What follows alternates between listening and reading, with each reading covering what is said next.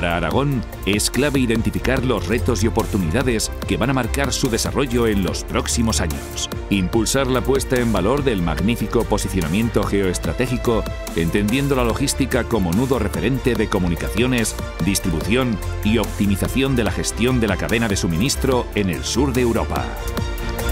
16. La consolidación de la apuesta de Aragón por la logística, que ha posicionado a nuestra comunidad como un referente internacional. La mejora de comunicaciones, la creación de infraestructuras y plataformas logísticas y el impulso de la gestión del conocimiento e innovación han propiciado que se haya puesto en valor el magnífico enclave geoestratégico de Aragón.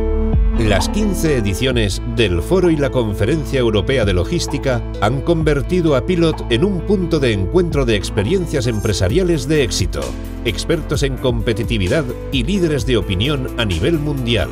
Con 250 ponentes de 16 países y más de 15.000 asistentes, Pilot es reconocido a nivel internacional como uno de los principales congresos de gestión de la cadena de suministro del mundo. Pero Pilot es más que un foro de debate. A través del premio Pilot, 175 empresas han mejorado sus procesos logísticos y han contratado a más de 160 titulados con formación especializada.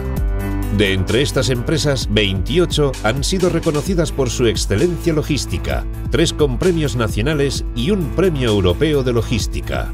Pilot ha otorgado el premio de honor a 6 referentes internacionales en logística.